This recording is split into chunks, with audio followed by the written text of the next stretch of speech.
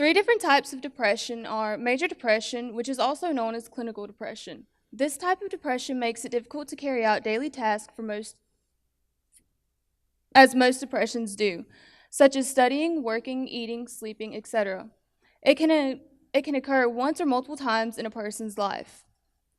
Psychotic depression. This occurs when a severe depression illness includes a form of psychosis. The psychosis can include hallucinations such as hearing a voice telling you that you are no good.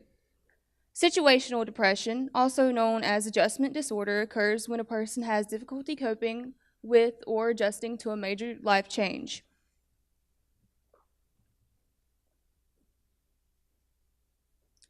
These are two different types of pictures of depression. On the left, it shows what depression does, and on the right, it has a picture of someone who doesn't have depression versus someone who does have depression, which is a major decrease in the amount of chemicals in the brain.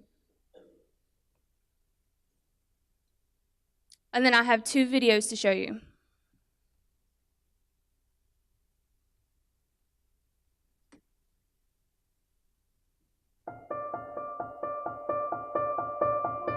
But for those not able to see their depression as an illness, it is really important to show what is actually happening inside the head.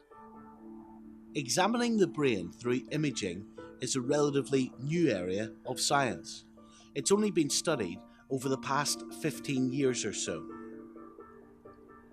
I've come to the University of Manchester, one of the main centres in the UK for brain imaging.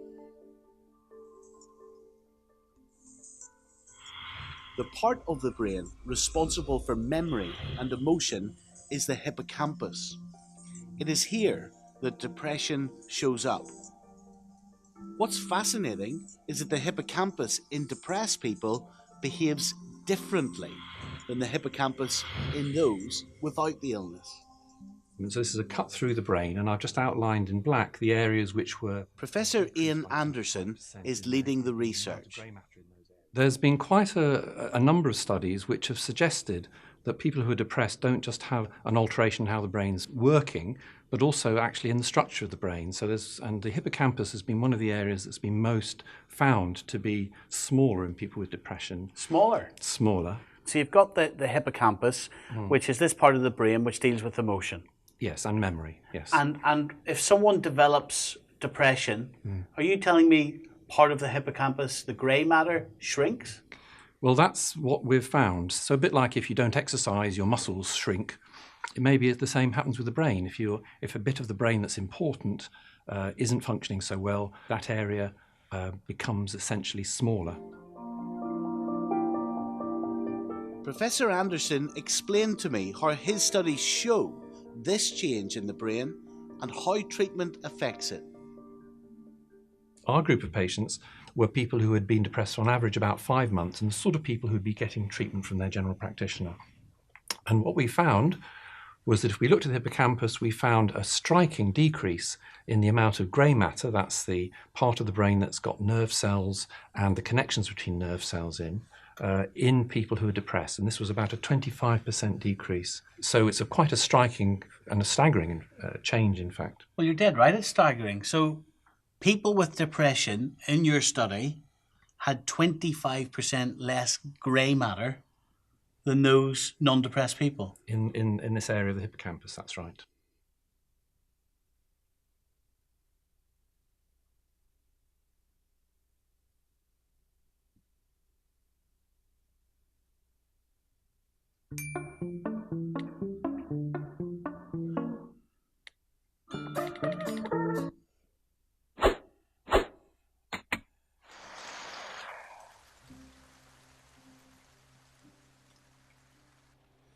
Depression is a disorder that afflicts over 10% of the world's population, but we as a society know little about it.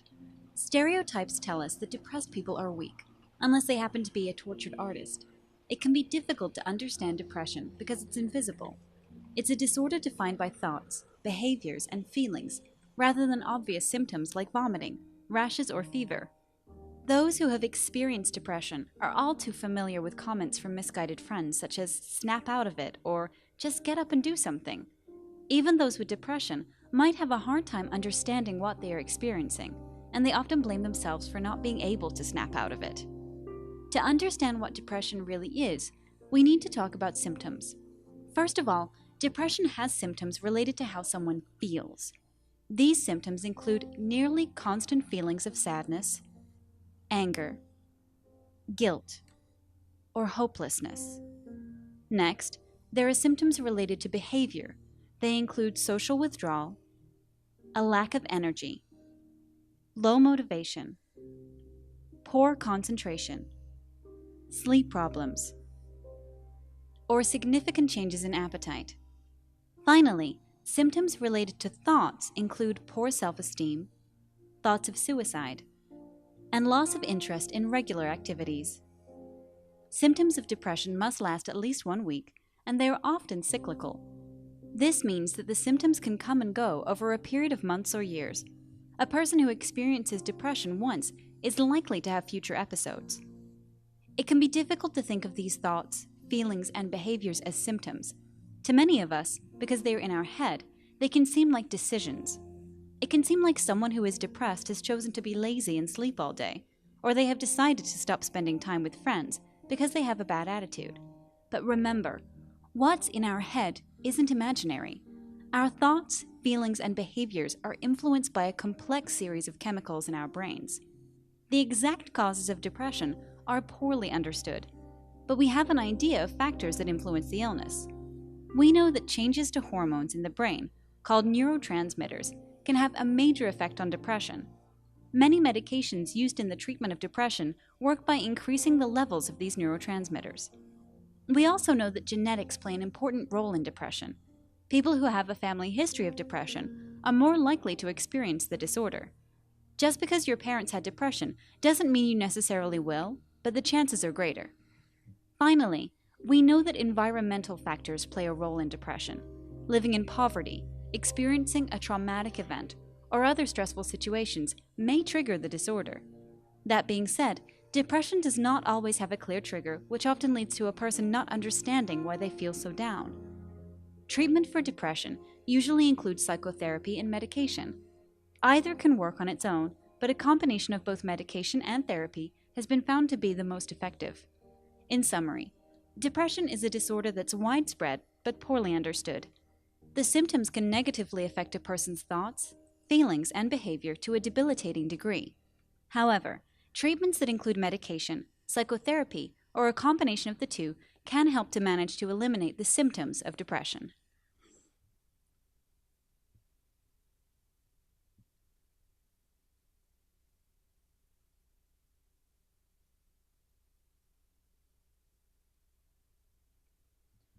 Multiple treatments for depression include talk therapy, medications, usually antidepressants or what the video has mentioned. Cognitive behavioral therapy helps you become aware of negative thinking so you can view challenging situations better. Shock therapy in extreme cases is used when depression is too severe for medication and therapy. Antidepressants may take weeks to work and may cause elevated moods. Medications include Lexapro, Zoloft, Paxil, Prozac, and many more. Color association with depression is usually when people have depression, they associate themselves with a color or object. Speaking from personal preference, my color was black or blue. Those colors help me feel as if I could portray my feelings to the world around me. The colors usually range from light gray to black or dark colors. They are considered metaphors for moods. Depression can lead to suicide or suicidal thoughts. Consider a possible complication of depressive illness in combination of other risks. Suicidal thoughts and behaviors can be symptoms of moderate to severe depression.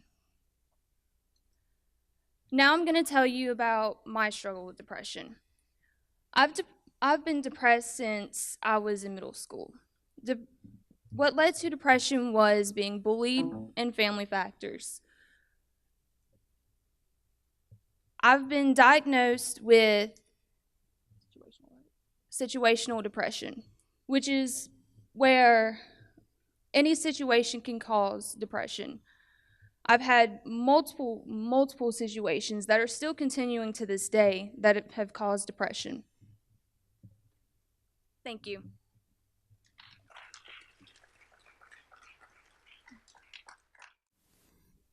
Okay, there we go. All right, so we'll go over the savant syndrome. All right, so the definition of savant syndrome is a person affected with a developmental disorder such as autism who exhibits exceptional skill or brilliance in some limited field, such as mathematics or music. This is from Merriam-Webster Dictionary. All right, so the first type of savant syndrome is congenital savant. And congenital means born with it. So a person that is a congenital savant syndrome is born with savant syndrome. The second type of savant syndrome is accidental savant. This is where an accident can cause a person to actually develop these types of qualities. All right, so let's get into some statistics on savant syndrome. 1 out of 10 autistic persons show savant-like qualities. And I'll get into some of these qualities in just a little bit later. And then 1 in 1,400 persons with a mental disorder have savant-like qualities. So we can kind of see, especially with the autistic statistic, that it is very closely related with savant syndrome. A lot of people that are autistic have savant-like qualities. And then the ratio for males to females with savant syndrome is 6:1. So we can also see this is kind of gender related too. And there are different theories about why a person may have savant syndrome. And one with the male to female ratio is whenever a fetus is being formed in the womb, testosterone is flooded in the fetus, and this can cause the brain to actually shrink or not develop correctly. And the brain, to compensate for this, almost tries to rewire itself. And this leads to the different pathways in how the person with savant syndrome thinks. So we're going to talk a little bit about congenital savant syndrome. So first, I'll get into some of the abilities that I talked about earlier. So there are ones such as mathematical, dates and calendar, artistic, and musical. And there are a lot broader range of this, but this is just some of the main ones I've seen and done research on. So can anyone tell me what the answer to this is right now? No. So someone with savant syndrome that has a mathematical ability, this makes easy sense to them. They can easily process this number. It's also 1,854,360,144. I think I said the number right, if you're curious. So this would be something simple for someone with savant syndrome to calculate in their head, but they may have trouble with other things. So as you can see, this is kind of an amazing ability to calculate these large numbers, such as multiplication, division, and major square roots. Another type is dates and calendars. You could ask a person with savant syndrome with this ability, what was the day of the week on January 5th, 1959? And they could possibly tell you, it's a Monday. So that is kind of crazy to think about, because this incorporates a person thinking back on this about how the day of the years shift, and then this includes leap years. And actually I have a little exercise, so if anyone would get kind of their phones out, I want you to look up a date for me way back. And I'm going to kind of time y'all on that, if you don't mind. All right, it's September 30th, 1997. Can you tell me what day of the week that is?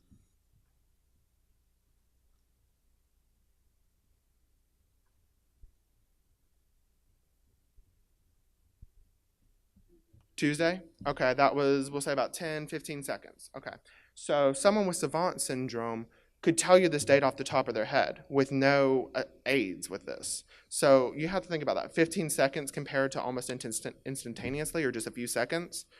That's quite an amazing ability, but that's just how a savant processes information.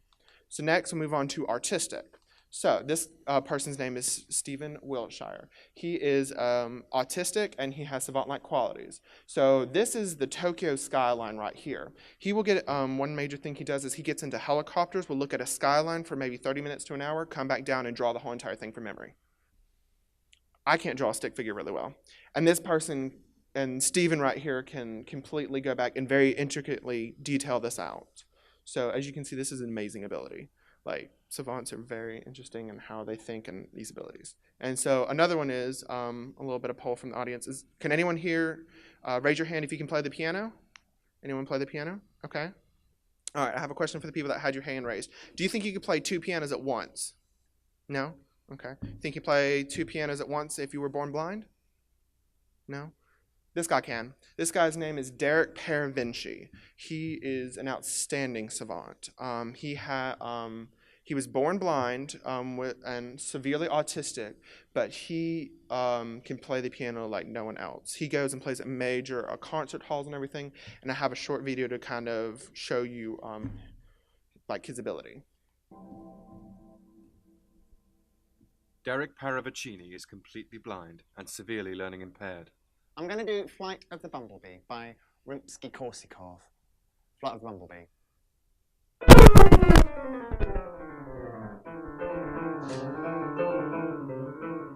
He also displays many of the signs of autism. Yet his brain is a perfectly programmed musical computer.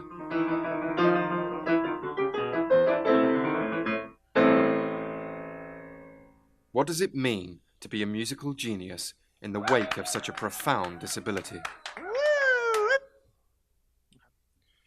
All right.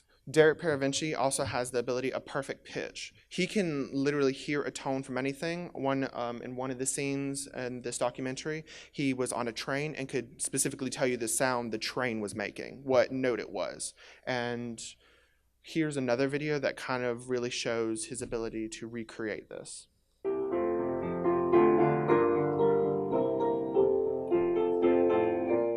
He's never heard this song before in his life. But he's never heard this tune. Okay, right then, find the pedal then.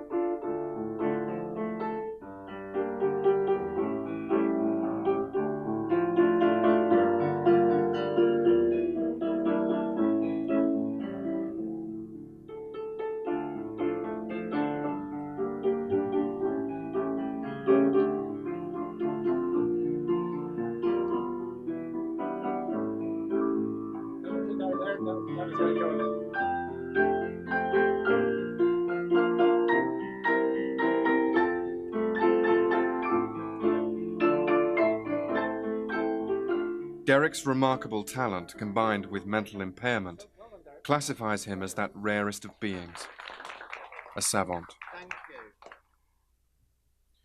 So as you can see, even though he may be impaired, he has trouble with daily life. And one thing they said in that is he has trouble counting to 10. You can see that he has these amazing abilities, and just because he thinks differently, he's still an amazing person. And that was one thing that really surprised me. Okay. So next we'll kind of go over like the levels and skills of this. There's like splinter skills, there's a talented level, and then there's prodigies. So splinter is kind of obsessive memorization with like statistics, numbers, cards, and things like that. And a lot of autistic people or savant people have this. Next, we kind of have talented, which relates back to the musical and art, where someone has more of this ability. This is a little less uncommon, and the most rare is the prodigies, which are the outstanding ones. So comparing to this would be the talented would be kind of like Stephen Wiltshire with his ability of having the memorization of the skyline, but also having the artistic ability to go back and draw that. And Derek Paravinci would be the outstanding abilities, the perfect pitch, severely autistic, but still being able to play a piano very well. But that relates back to talented and the splinter. He remembers most of the pieces of music he's ever played. All right. Next, we'll kind of talk a little bit about an accidental savant. So it all starts with an accident. So brain damage can cause a person to gain savant-like qualities. And it is extremely rare for one of these to actually happen. So some examples of people that have actually had something like this happen, 3 examples are, there was a little boy, he was hit in the back of the head with a baseball and actually ended up developing a major savant syndrome and like was able to do art, like sculptures and stuff. Another person was farther back, he was actually shot in the head, survived it, and his brain rewired itself, and he actually developed savant syndrome too. And the third main one I'm going to kind of talk about is there's a video on YouTube about it. He was attacked at a bar and hit in the back of the head and developed savant syndrome the next morning. But the one problem with this also is brain damage can also result in other disorders. The next morning after he was attacked, he had OCD, like almost instantaneously the next day. And so what he started to develop is he developed depression.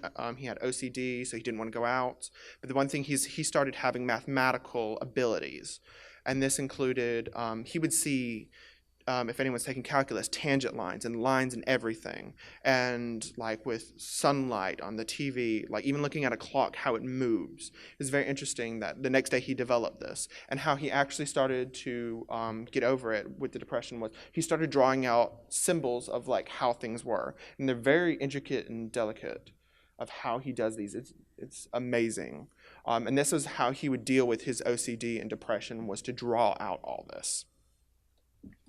All right. And next, I kind of want to talk about savant syndrome in TV and movies. Has anyone heard of The Good Doctor? Watched it? Maybe? Maybe not? Okay. Well, this is kind of the story about Dr. Sean Murphy. He works at a hospital, and he has high-functioning autism and savant syndrome. And so how he goes along, it shows him going along and working in a hospital, and that how he overcomes his social barriers and stuff, and then how he thinks is much differently. He can pick out little small things. So visually, like how he thinks, he sees everything in kind of images from like medical books, and so that kind of relates back to the memorization. He remembers most of the books he's ever read, and is able to apply this to medical scenarios. So I thought this was a good representation of it. And then another one that maybe some of the older people in the audience may know about is Rain Man. This had Dustin Hoffman and Tom Cruise. That's his name. And so we have Dustin Hoffman on the left is Raymond Babbitt. He has savant syndrome. And Charlie, his brother, kind of takes him on kind of adventures, if you'd call it. But he learns more about kind of what abilities he has. He memorized, like in some of the memorization ones, he was able to memorize a phone book. And then whenever they went to a diner, he ran into a waitress and was able to tell her her phone number that he had memorized the night before. So this is kind of amazing with that. It was a good representation. And another one was a waitress dropped some toothpicks on the ground, and he was able to quickly count them up and tell how many are on the ground. And whenever he said like 246, but his brother said, no, that's not correct, he said the extra 4 are in the box, and he was correct. And so his mind was able to quickly work and count this. But you could see that it was also a good representation of he was severely autistic. So you could ask him, he also was able to answer math questions, but whenever you asked him something about simple, like currency, he did not understand something like this. He would say, how much is a candy bar? And he'd say, $100. How much does a new car cost? $100. But he could calculate like 5 numbers multiplied by another 5 number or digit number together, and was able to tell you the answer very quickly. So I thought it was a very good representation of the time, especially whenever people did not understand a lot about autism and savant syndrome. And next, I want to talk a little bit about my own personal experience. I met a professor on campus, got into a conversation, and they have a child that has savant syndrome. And I got a chance to meet the child, and whenever I met him, he asked what my birth date was, and it was September 30th, 1997.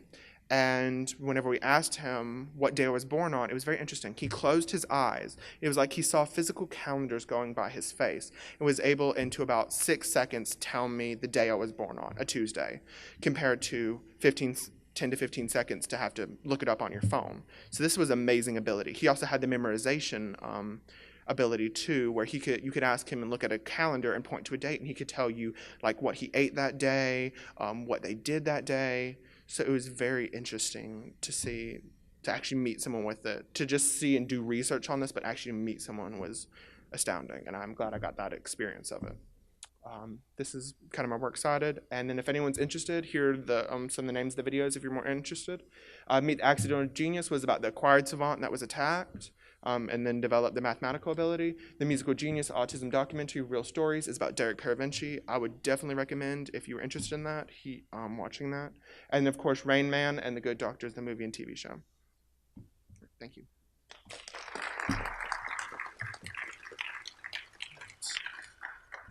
Any questions? Yes, ma'am?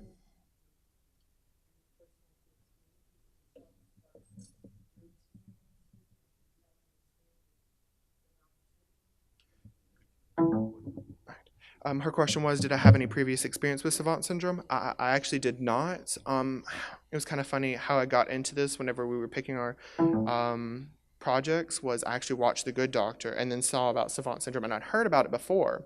And I had actually met someone with autism before, and I think he had savant-like qualities now that I think about it. He was very good at memorization.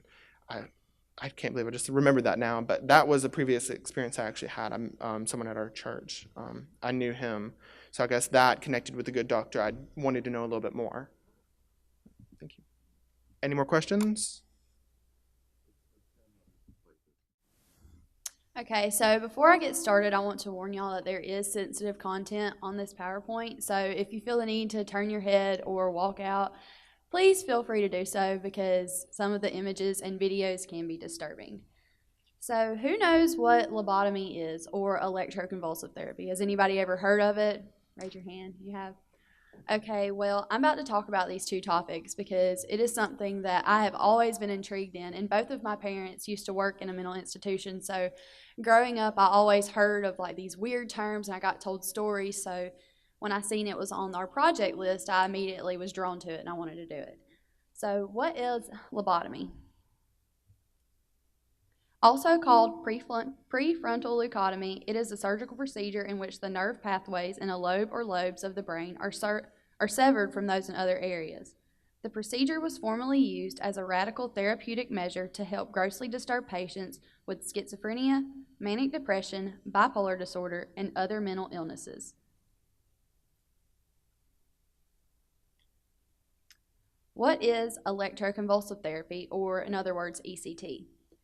It is a form of psychiatric treatment that involves inducing seizures with the use of electrical stimulation while a patient is under general anesthesia. It was originally known as electroshock therapy. It was first induced. Okay. That scared me a little bit.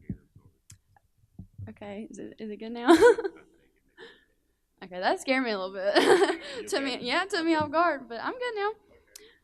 It was originally known as electroshock therapy. It was first induced by a pair of Italian psychiatrists in 1938. However, the use of induced seizures to treat mental illness dates back as far as the early 1500s. So when lobotomy, we're going to go back to lobotomy for real quick, and then we'll get on to ECT. So when they first discovered lobotomy, doctors were looking for a way to calm patients in the late 1800s. So Swiss physician Gottlieb Burckhardt removed parts of the brain of patients with auditory hallucinations and other symptoms of schizophrenia. The results noted that it made the patient calmer, although one patient died and another committed suicide shortly after the lobotomy. Lobotomy was considered an umbrella term for a series of different operations that purposely damaged the brain tissue in order to treat mental illness. Dr. Baron Lerner stated that the idea was if you could damage those connections, you could stop bad behavior. The reason they come up with this term was your prefrontal lobe is basically all of your emotions, how you feel, how you handle certain situations.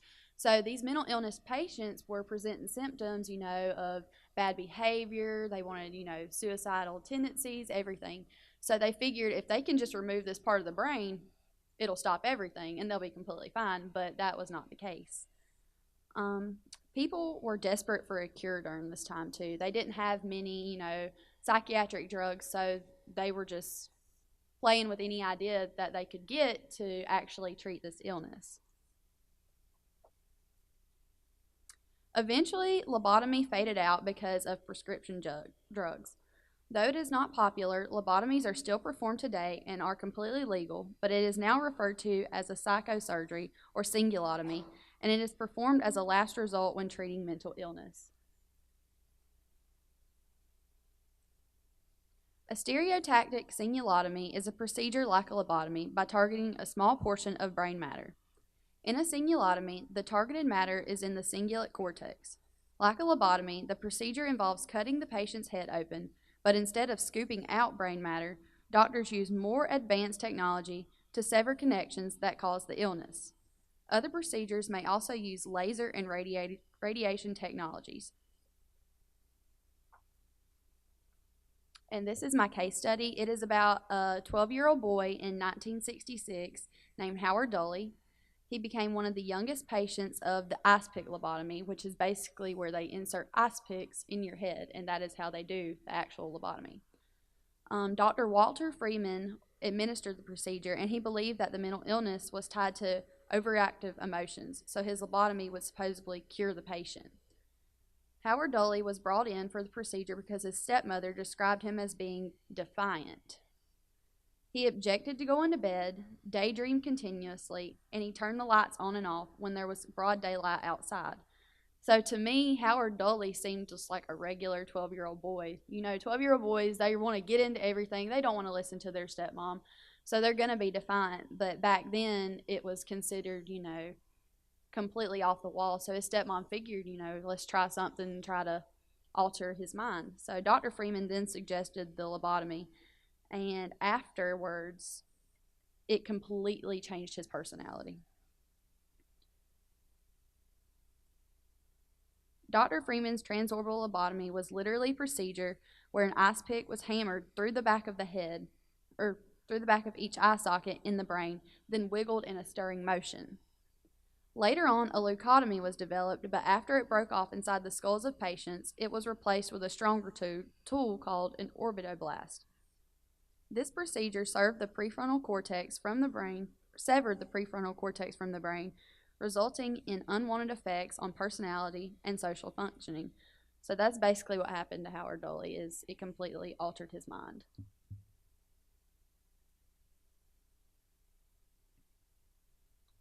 Dr. Freeman introduced lobotomy in the U.S. in 1936, but improved on the procedure for a decade with his ice pick method. His first patient was a housewife who was reportedly cured of her violent suicidal tendencies.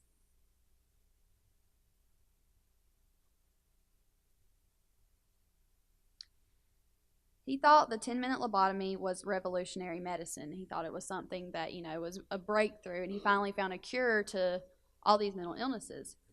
Newspapers described it as easier than curing a toothache. So doing a lobotomy was something that was just super easy for Dr. Freeman to do. It wasn't time consuming. It didn't take a lot of money or anything. It was just super simple. There were some successes over the years as well as failures, such as a woman who had a lobotomy to cure her headaches in 1950.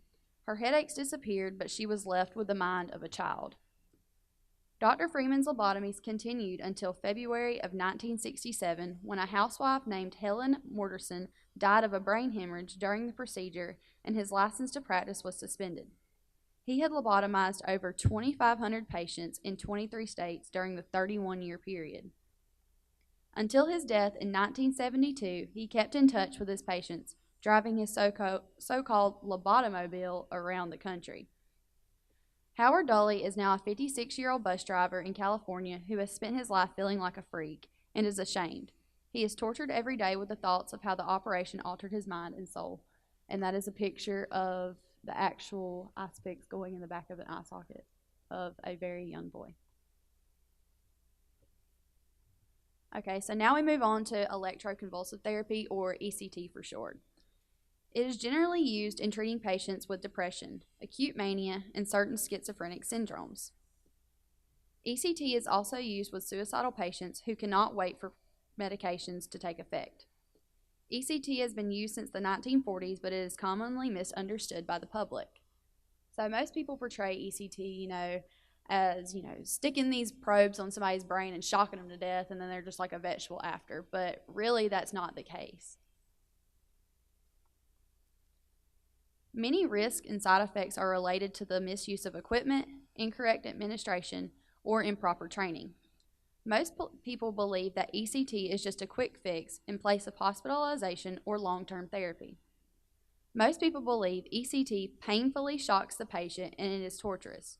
Most of these beliefs come from the media and news reports. ECT was invented in Italy in the late 1930s. Psychiatrists already discovered by the time that inducing seizures could relieve symptoms of mental illness. Before ECT, this was done chemically with the use of metzotrol. However, many patients experienced a feeling of terror after taking it. Italian researchers who proposed using electricity were searching for a safer, more humane, less fearsome method of inducing seizures. So when they had their patients take Metzetrol, it had awful side effects on the patients. Many of them had visions of terror and fright. So when they would try to administer the medicine, the patients would actually run around the room and like try to hurt the person giving the medicine. So they realized this was not safe, this was not humane. So that's when they decided to come up with a new method of treating that patient. Italian researchers who proposed using electricity were searching for a safer, more, okay, I already read that. Their colleagues believed that they had succeeded, and before long, ECT was widely used in mental hospitals around the world. The film One Flew Over the Cuckoo's Nest was a very iconic film that portrayed ECT. It was portrayed as harmful and it scared many beliefs of the ECT. So who here has seen the movie One Flew Over the Cuckoo's Nest? Okay. I, for one, have saw it. I seen it a very long time ago, but I really don't remember it. But when I was doing this presentation, I actually watched many films or clips of the film, and I was like, wow, I remember this movie. And I actually put a video in here of the scene that I'm talking about. So we'll play that for y'all. Mr. McMurphy? Huh?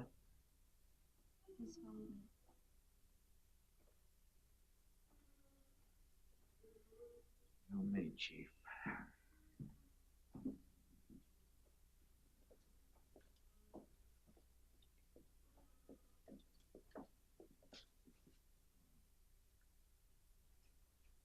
Take a cigarette break, boys. Easy. I'll be fine. You? Ah. Would you sit up, please? Sure. Love to. Atta boy. There might be a little fluid in them boots, you know what I mean, boys? Just a little leak. Light shine, boys, and send the specimen to Nurse Ratchet.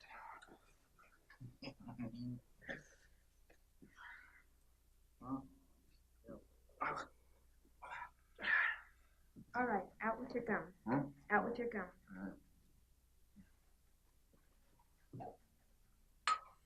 Okay, this won't hurt. It'll be over in just a moment. Uh-huh. What's that? Conductin. A little dab will do you. Right, Mr. Jackson? Open your mouth. What's that? This will keep you from biting your tongue. Well? Now just bite down on it. Okay.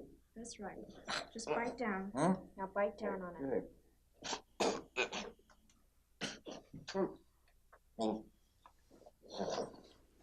You ready?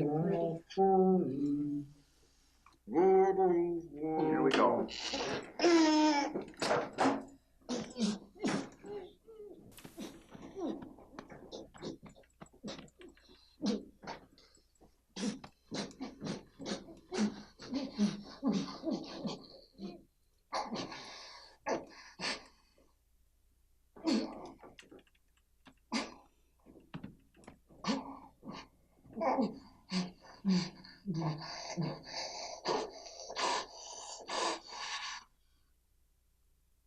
Okay, so that was the part of the movie that it was portraying.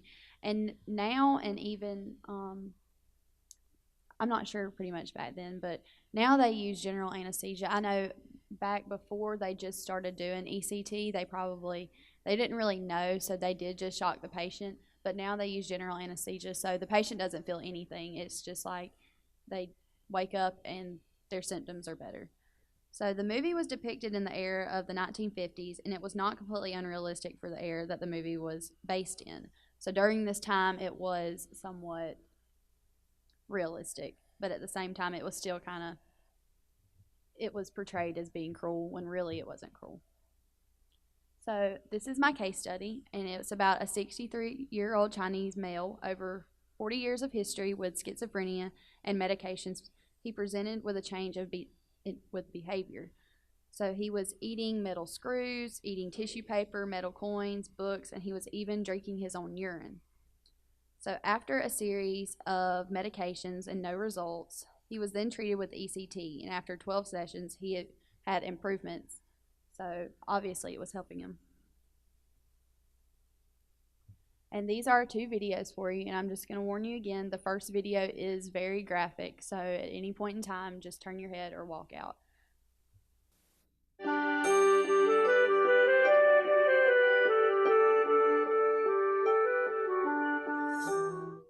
Electroconvulsive therapy, or ECT, is often called a treatment of last resort for patients who haven't had success with drug therapies, who have life-threatening psychiatric conditions, or who are suffering a catatonic state. ECT induces a brief seizure in a patient which resets the brain functions associated with some psychiatric disorders. It's typically indicated for treatment-resistant psychiatric conditions, most commonly mood disorders or depression, but there are multiple types of depression, so it can also be used to treat bipolar depression. The majority of ECT treatments are managed like outpatient procedures, and the patient is given general anesthesia. When the patient's asleep, the stimulus is delivered, the seizure is monitored, they'll have just one seizure. An electrical current is given to the brain, low enough not to harm the patient, but high enough to trigger a seizure. The treatment team can even touch the patient. The thing that concerns patients the most is that they know that they will be having a seizure. They're concerned about what may be happening while they're either asleep or while they're having that seizure. And thanks to the anesthetic, it's very hard to tell. In fact, only way you can truly tell if they're having a seizure or not is to kind of monitor the motor activity and then monitor the EEG activity. The patient awakens soon after and is monitored for a short while like any patient who has undergone general anesthesia. Within a half hour, they'll be discharged. In some cases, a handful of ECT treatments may be all that's needed to make medication therapy work. For other patients, regular recurring ECT treatments may be needed. In Morgantown for the WVU Health Report, I'm Dr. Raleigh Sullivan. Okay, so that is the video on ECT, and unfortunately the video for lobotomy, I think, is blocked on YouTube. Yeah, so I'm sorry about that, but if you are curious, you can go home or on your separate YouTube account and search lobotomy about Dr. Freeman, and it will show you the video. So that is it. Is there any questions about lobotomy or ECT? All right. Oh, you have one? Yes.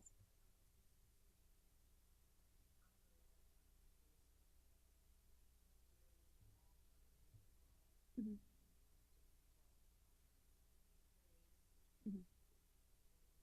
Mm-hmm. Yes. To my knowledge, my question was, the symptoms that come from ECT, and is there like short-term memory loss or long-term memory loss? There are a few symptoms from it, but most of the patients that are suffering from the mental illness, it is so severe that their symptoms that are happening in the moment make up for all of the memory loss and everything else. Like they don't really have any recognition of what's going on now. So when they do have the procedure, it's still the same. But yes, there is short-term memory loss that comes with it, but half the time it doesn't really matter because their symptoms are so severe. So yes, ma'am.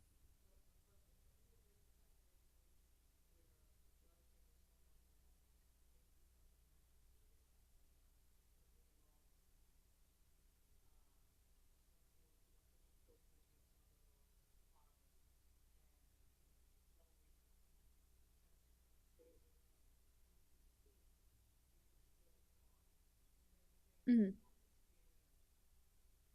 Mhm.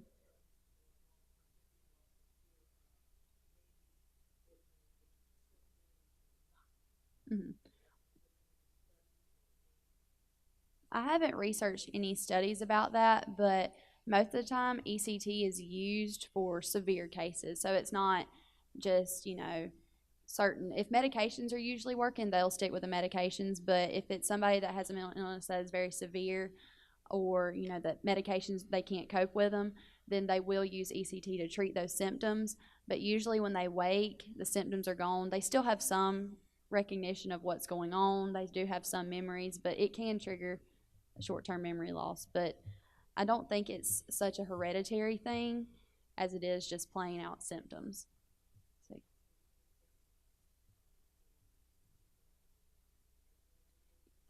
Most of the time they do use regular medications with the ECT, and they have certain sessions.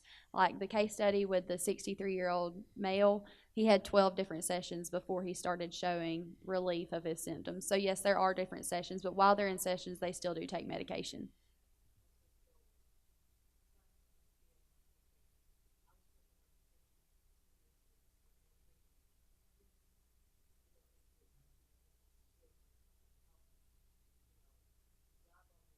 Mm-hmm.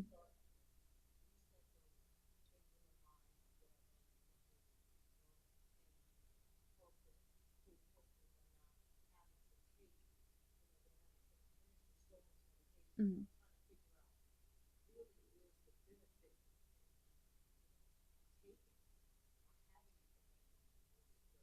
Mm-hmm. Well, it's a yes, ma'am, it's a gradual process. So once they do start the sessions, their medication will get lighter over time. It just depends on the patient, really, what works for them, if the medications work for them or if the ECT sessions work for them. But overall, it's a long process. And eventually, if the ECT is working completely for them, they will be taken off their medicine over a long period of time. But they usually try not to do it where it's just like a very strict change. Yes, because it can alter different things. So yes, ma'am, it is a gradual process, but it just depends on the patient, really, what works for them and how severe their symptoms are. So yes, ma'am. Is there any other questions? Yes, ma'am. Mm-hmm.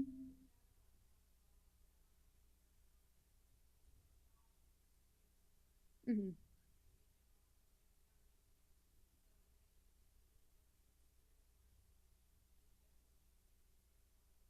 Yes, ma'am.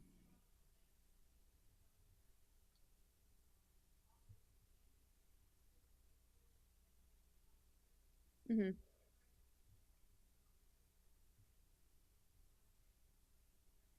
Yes. Mm-hmm. Mm-hmm. Yes, ma'am.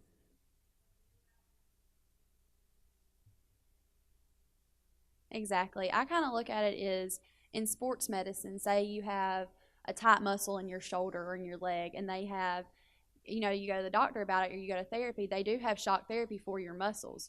So I kind of look at it, it's basically just therapy for your brain. So it doesn't affect any other part of your body except for your brain. Just like they said in the video, it induces a seizure just strong enough to affect the brain, but it's not that strong where it harms the body or harms the person.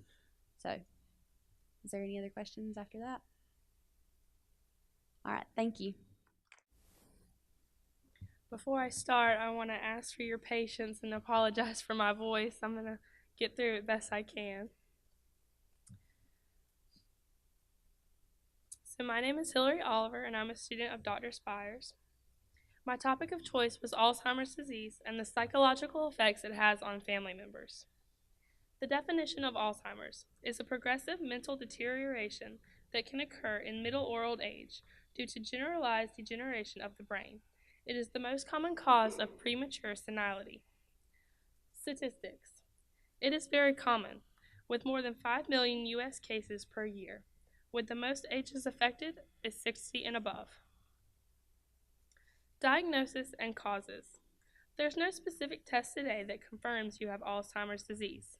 Your doctor will make a judgment about whether Alzheimer's is most likely the cause of your symptoms, based upon information you provide. Alzheimer's is caused by brain cell death. The total brain shrinks with Alzheimer's. While they cannot be seen or tested in the living brain, it will show in the autopsy tiny inclusions of nerve tissue that are found between the dying cells. Researchers do not fully understand what leads to Alzheimer's disease, although several different factors are believed to be involved. Risk factors for developing the condition include aging, family history, and carrying certain genes. Some of the symptoms: cognitive, mental decline, difficulty thinking and understanding, forgetfulness, making up things, mental confusion, and irritability. Behavioral, aggression, difficulty with self-care, repetition of words, and personality changes. With mood, apathy, anger, general discontent, loneliness or mood swings, psychological, depression, hallucination, and paranoia, and also common is inability to combine muscle movements and jumbled speech and loss of appetite. How does Alzheimer's disease affect the body? It affects the central nervous system, the brain and the spinal cord, the digestive system, swallowing difficulties and eating without choking, pneumonia from accidental entry of food and liquids into the airways, and bowel control. Neuromuscular system, they lose the ability to walk, maintain posture, and accidental injuries are related to declining motor functions. For treatments, there is no known cure for Alzheimer's disease. Alzheimer's medications can temporarily slow the worsening of symptoms and improve quality of life for those with the Alzheimer's and their caregivers. Adapting to the living situation. For someone with Alzheimer's, establishing and strengthening routine habits and minimizing memory-demanding tasks can make life much easier. Regular exercise. Activities such as a daily walk can help improve mood and maintain healthy joints, muscles, and heart. Exercise can also promote restful sleep and prevent constipation. People with Alzheimer's may forget to eat, lose interest in preparing meals, or not eat a healthy combination of foods. They may also forget to drink enough, leading to dehydration and constipation. My personal connection to this is Jewel Benefield, my great-grandmother. She falls in the age range of 60 and above. She passed at 81. She would suffer a lot from the symptoms and causes I have just read, and here are some of the specific ones. She would always overexhaust herself, working outside, sweeping the porch, and continuously wiping a sink. It doesn't sound like much, but in Florida in the summer in 100-degree weather, outside sweeping, an 80-year-old woman. She would repeat words and phrases. I remember one time she would sit on the couch and there was a magazine for blueberry muffin mix, and she would read it to me and all the ingredients, and she'd put it down, and in about 2 minutes she'd pick it up and she'd do the same thing, and that would go on continuously. She didn't know who her family was. If I were to walk in, she would say hey and act like she knew me, but if someone were to ask her, who's that sitting right next to you, she'd just say, that lady from down the road, or that good old boy we all know. She could remember certain things about work in her past, and she would repeat it over and over again, but she couldn't remember things up to date. And she really suffered from malnutrition. She lost an interest in appetite and cooking, and she basically lived off of peanut butter or crackers, basically whatever was sitting on her table. Now switching gears to the psychological effects on the family members. Alzheimer's disease is called a family disease because watching the chronic stress of watching a loved one slowly decline affects everyone. Caregivers must focus on their own needs, take time for their own health, and get the support and respite from caregiving regularly to be able to sustain their well-being during caregiving. Some statistics. 83% of the help provided to older adults in the United States comes from family members, friends, or other unpaid caregivers. About 1 in 3 caregivers is 65 or older, and it is estimated that 250,000 children and young adults between ages of 8 and 18 provide help to someone with Alzheimer's. The responsibility of caring for someone with dementia often falls to women. Approximately 2/3 of caregivers are women, and more specifically, over 1/3 of dementia caregivers are daughters. Some of the causes and symptoms that affect them. They're in denial from the person that has the disease. They're angry or frustrated because that person can't do the things that they used to. They suffer from social withdrawal and anxiety and depression. Exhaustion because they have to complete someone else's daily tasks. They don't have time to worry about their own. Sleeplessness, irritability, a lack of concentration, and other various health problems. How does it affect the caregiver? Depression and mental health. Depression risks increase alongside the worsening cognitive symptoms of a person with Alzheimer's. For physical health, they are very susceptible to diseases and other health complications. The stress of care and transitions. Admitting a relative to a residential care facility has mixed effects on the emotional and psychological well-being of the family of caregivers. And strain. Many caregivers of people with Alzheimer's or other dementias have difficulty with medical and nursing-related tasks. For treatment, it's important to know the resources in your community. Adult day programs, in-home assistance, visiting nurses, and meal delivery are just some of the services that can help you manage daily tasks. It's important to use relaxation techniques. There are several simple relaxation techniques that can help relieve your stress. Get moving. Physical activity can reduce stress and improve overall well-being. Find time for yourself. Spend time doing things that you enjoy. Becoming an educated caregiver. The Alzheimer's Association offers programs that help you better understand and cope with behaviors and personality changes that accompany Alzheimer's. You may also find it helpful to talk to other caregivers in your area that are going through the same things that you are. Make legal and financial plans. Putting all of that in place after a diagnosis is so important. Having future plans in place provide comfort to the entire family. My connection to this is my grandmother. My grandmother and my great-grandmother were mother and daughter. My grandmother would suffer a lot from these symptoms. She always felt like she couldn't go anywhere. She had to be near to home. We didn't take any vacations with her, and she couldn't even take a day trip out of town. It was out of the question. She was torn between the care of her husband and the care of her mother. He has heart trouble, so dealing with that and then someone with Alzheimer's is very difficult. It did not help that she did not have equal help from other siblings. She has three siblings. They're out of town. They don't live around here, so that was very difficult. She suffered emotionally very much, very emotional, and still is. And now it's recently occurring. She has heart trouble, and we believe that's what it's from. You have to conquer loss before death. Really and truly, that patient is gone before they are dead. They're just not there anymore. A lot of her stress relief would be to walk and to dig in her garden. Possible questions you might have. What is the difference between Alzheimer's disease and dementia? Alzheimer's disease is a type of dementia.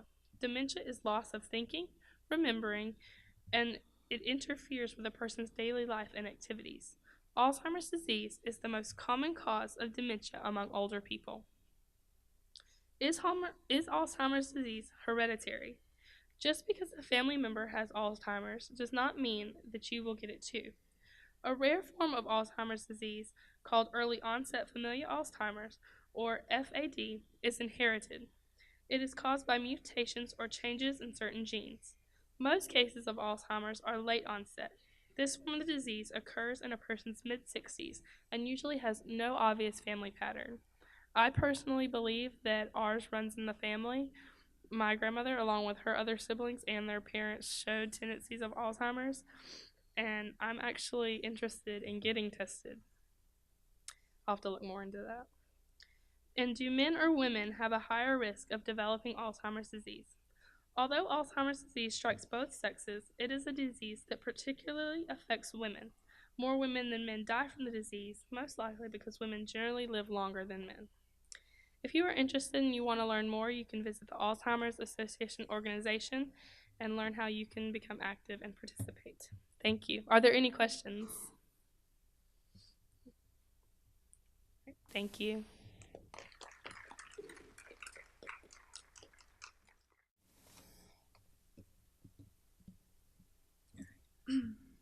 If I could have everyone close your eyes for just a moment and try to imagine or find that tiny voice in your head. Now, imagine that voice suddenly being overrun by a multitude of other voices with their own ages, their own voices, all fighting for a distinct spot. Now, open your eyes. This is just one of the many symptoms of a dissociative identity disorder. So, what is DID? Dissociative identity disorder, or formerly referred to as multiple personality disorder, is a condition wherein a person's identity is fragmented into two or more distinct personality states.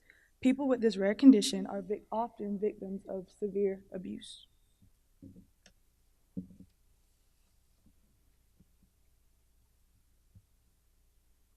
It is said to be caused by severe trauma. During childhood, things such as extreme physical, sexual, or emotional abuse can cause it.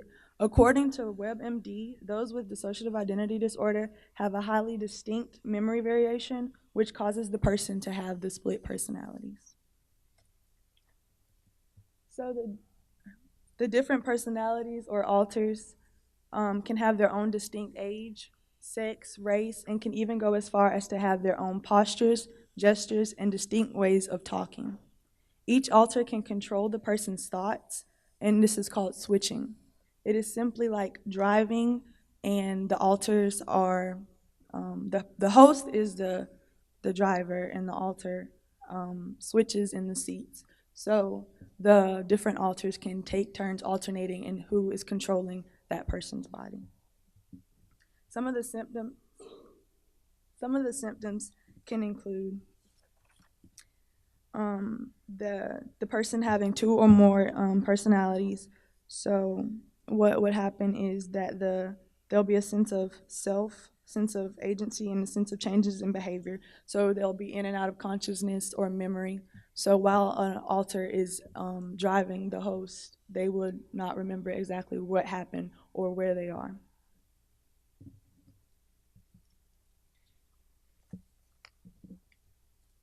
The primary treatment for this is psychotherapy, with the goal of deconstructing the different personalities. Because it's so rare, there really isn't a treatment, it's just a lot of therapy that they have to go through. Just things that help to allow the patient to cope with it and learn how to live with it, whereas it will never extremely go away.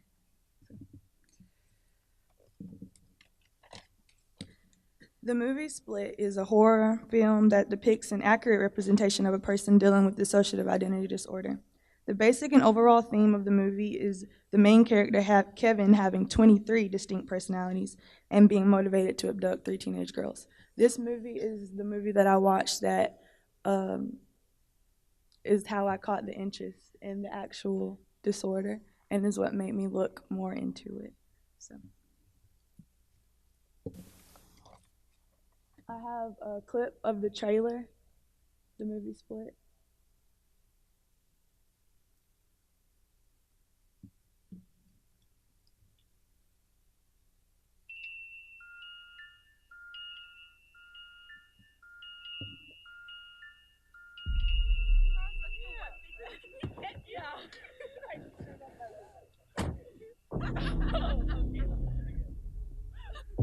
Hey, pardon me, sir. I think you have the wrong car.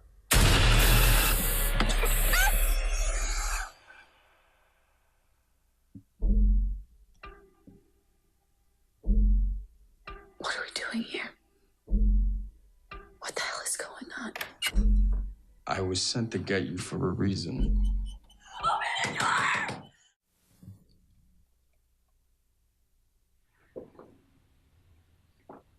I could show you, oh, excuse me. I could show you the new Lego that I've got that I'm going to start building soon. Okay, can we have a look at it later? Yes. All right. Okay.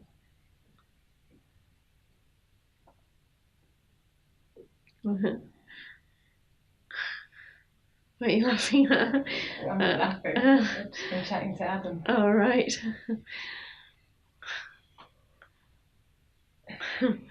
See, this is... There, I lost a chunk of time. Wow.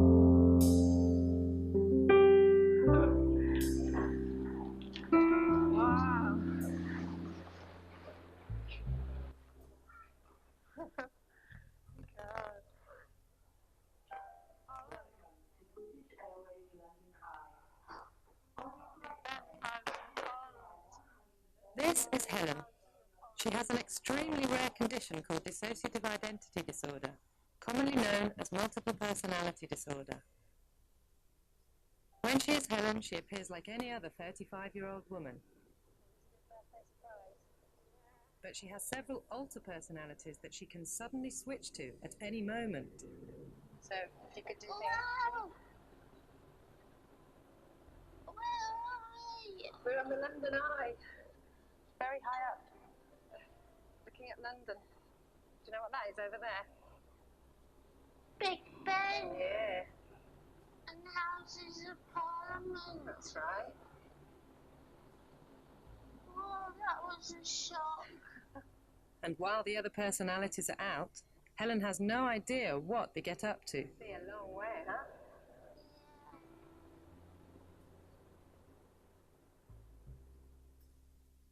Helen hasn't always been like this.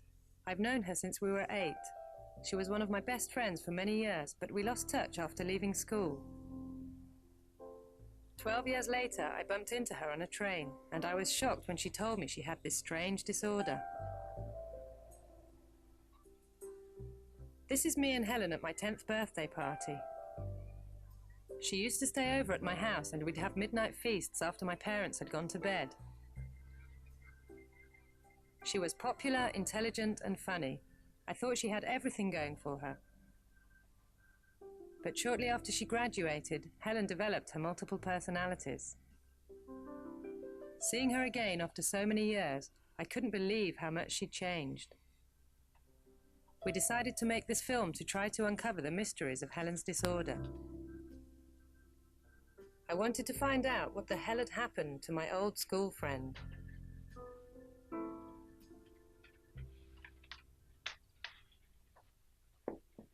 Do you like cleaning? I don't mind. And who makes most of the mess?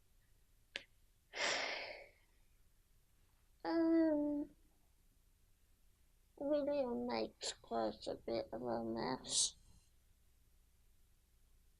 Got so many toys, hasn't he? Because he gets, and then this is when I'm angry, I can go.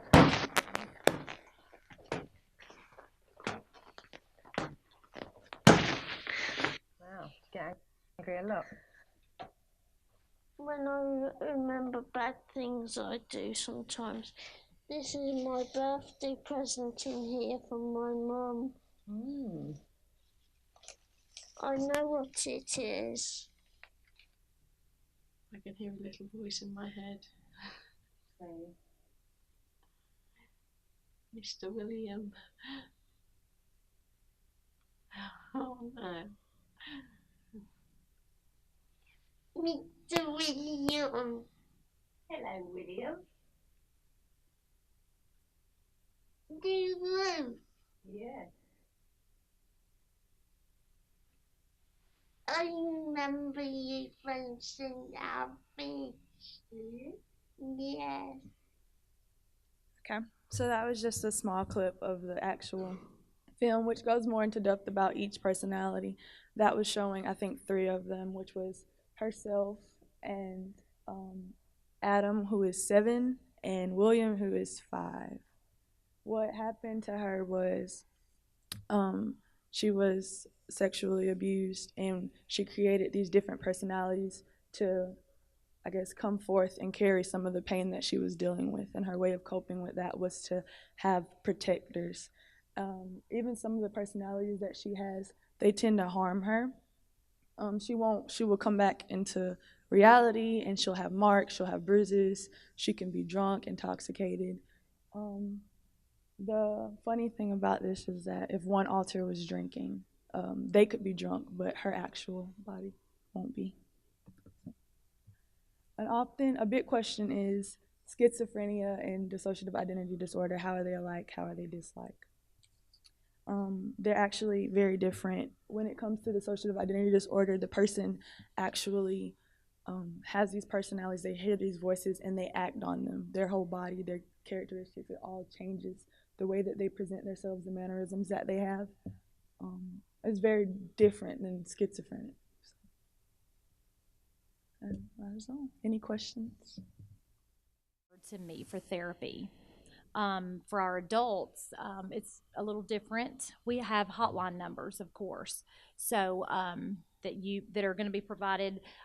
Miss Cindy Bard is back there at our table. She is a victim advocate for our adult program, and so we have brochures and plenty of information for our hotline numbers to be able to refer a victim for sexual violence for our adult program.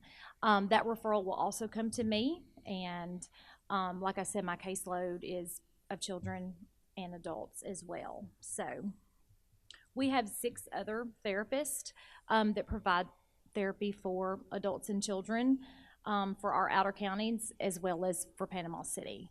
So it's really just myself and another therapist that kind of cover the outer counties. So for therapy services, we provide individual therapy. We provide group support groups for parents who need help just to assist their child with the trauma. We also have case management. We provide advocacy and community outreach. So for the children, we assess for trauma-related symptoms and post-traumatic stress disorder, as well as depression. So we have assessment tools that we utilize to assess and gather more information about their diagnosis. Those are the three common diagnoses that usually follow the sexual abuse and trauma. So that is what we assess for, and that is what we focus on. The type of therapy that we provide is the trauma-focused cognitive behavioral therapy. And so it's very short-term. Trauma work is meant to be a short-term. And what I mean by short-term is usually from anywhere from 12 to 16 sessions. Usually the child or adult can also finish the curriculum that we provide. Because the adults as well go through the same process with the children for the trauma-focused therapy that we provide. And we also assess for the adults as well for trauma and the depression and the post-traumatic stress disorder. So for the adults, we also provide case management as well as the therapy. We have victim advocates who Miss Cindy represents there, and they can help the adults, assist them through the court process.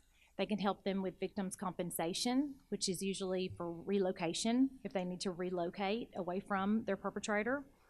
They can assist them with injunctions in court and assist the victims through that process as well, and help coordinate any other services that they would need, and kind of just communicate back with us the needs of the family and things like that.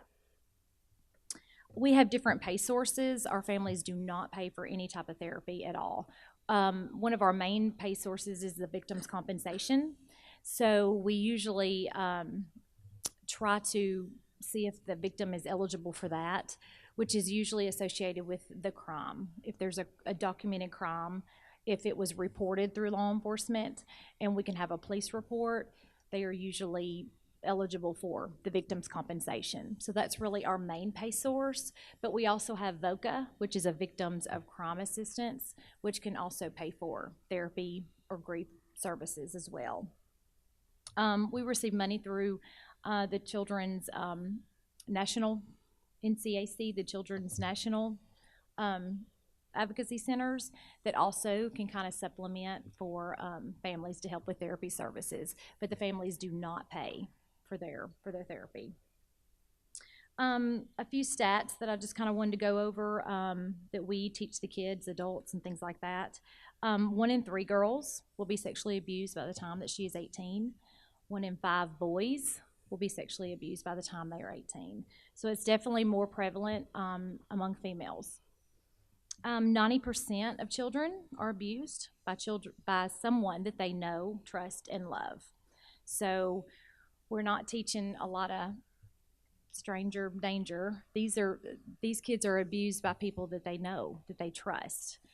Usually lives in their home, gain the trust of the parents and things like that. So I cannot really think of a case that I've really ever had where they did not know their perpetrator. So that is very important for us to help educate these parents on things like that, the safety measures that need to be in place and how to protect their children more.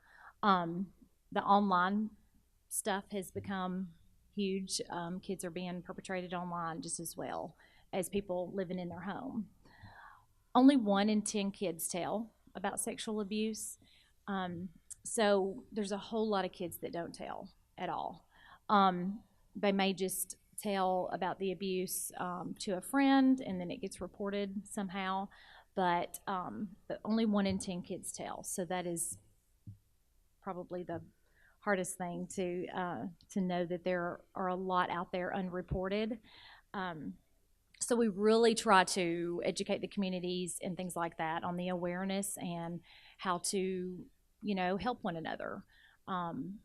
look out for signs of child abuse and, sexual abuse and any kind of trauma-related event and report that. So for the children, you can, of course, call the 1-800-96-ABUSE and report the child abuse, and then it can go through a screening process. And for the adults, we have a sexual assault 1-800 number as well, which is actually, 1-866, the 218-4738. And that information as well is provided back there on our table. So we do have a hotline that can provide for adults that is in need of assistance, that we have victim advocates that are there 24 hours that can assist in calls and help that victim immediately get assistance, whether it be at the hospital getting their exams, and then from there kind of helping coordinate services and helping them through the court process and things like that. So that is how it usually is reported for the children, and then it's separate, for the adults. That is basically all the services. We have many other programs under the Child Advocacy Center, but our main, the main ones that I work with is for the trauma therapy, and then working closely with the sexual assault program. So we are in all 6 counties, and we have offices and are able to provide therapy to all of the victims in all 6 counties. So we are proud of that. And if you would just visit our table back there and get some more information, then Miss Cindy can assist with questions, unless there's any other questions that I can answer. Okay. Thank you for having me. I appreciate it.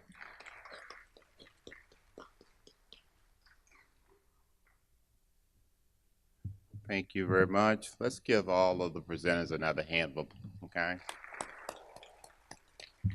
We thank you so much for sharing all this very vital information.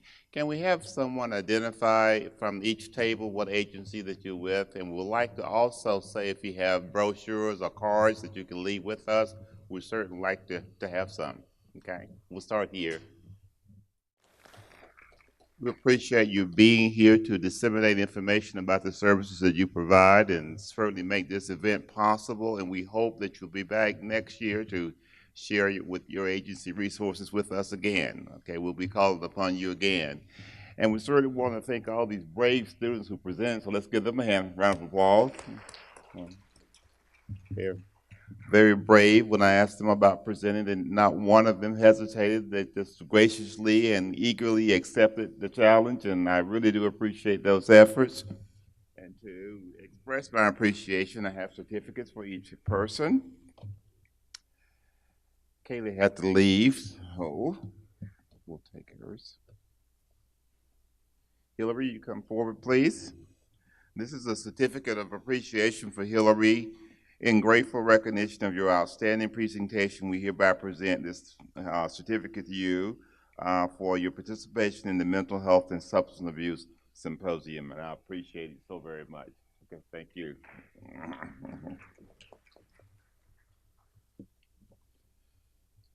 Tomorrow, they leave as well, okay. Shannon? Thank you so much for your involvement in the wonderful presentation. Okay?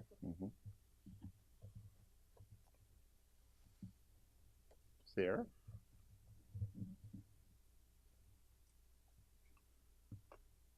Very much appreciate your participation and involvement in the symposium. Thank you very much.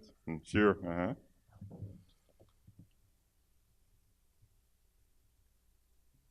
Hayden White's not here. Oh, okay, I'm sorry. Oh, there you are. Okay. Hayden, we appreciate your participation in the program. Thank you so much for it. Did I get everyone who's here? Except the agency people. Okay, now.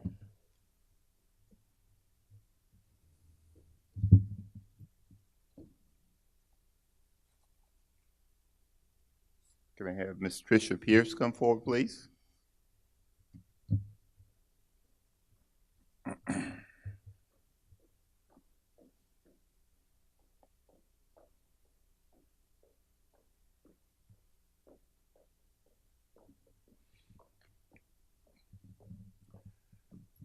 This plaque of appreciation is being presented to Ms. Tricia Pierce, Life Management Center, in appreciation for sharing your expertise and mental health services to Chipola College and the surrounding communities, dated April 11th, 2018.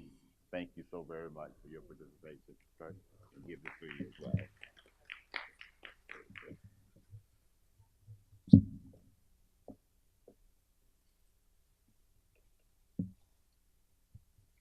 Next, Ms. Cheryl Powell.